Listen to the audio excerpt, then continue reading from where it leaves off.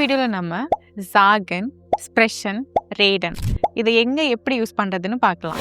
So ஜாகன் means to say, இல்லைனா ஒரு விஷயத்தை சொல்கிறது.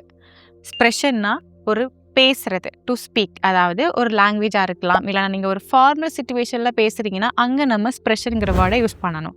அண்ட் இந்த ரேடனுங்கிறது இதுவுமே டு டாக் தான், பட் ஒரு இன்ஃபார்மல் சிச்சுவேஷனில் நீங்கள் ஒரு ஃப்ரெண்ட்ஸ் கிட்ட பேசுகிறீங்க, தெரிஞ்சவங்க கிட்ட பேசுகிறீங்க அப்படின்னா அங்கே வந்து இந்த ரேடனுங்கிற வேர்டை யூஸ் பண்ணணும். இப்போ இதை ஒரு குட்டி ஸ்டோரி நம்ம பார்க்கலாம். Ich sage meinem Namen, dann spreche ich Deutsch mit meinem Lehrer, danach rede ich mit meinen Freunden. இங்கே ஃபஸ்ட்டு நான் என்னோட நேமை சொல்கிறேன், அதுக்கப்புறம் நான் வந்து ஜெர்மனில் நான் எங்கள் டீச்சர் கிட்ட பேசுகிறேன். After that I speak with my friend. இங்கே என்னோட நேமை நான் சொல்கிறேன், அதுக்காக நான் இங்கே வந்து ஜாகன் யூஸ் பண்ணியிருக்கேன்.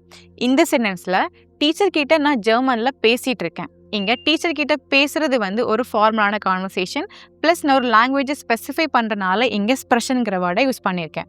அண்ட் இந்த சென்டென்ஸில் நான் ரேடன் யூஸ் பண்ணியிருக்கேன் பிகாஸ் நான் என் ஃப்ரெண்டு கூட பேசிகிட்டு இருக்கேன், அது ஒரு இன்ஃபார்மலான கான்வர்சேஷன். இந்த மாதிரியான இன்ஃபர்மேட்டிவ் கான்டென்ட்க்கு டூ ஃபாலோவர்ஸ். தேங்க்யூ.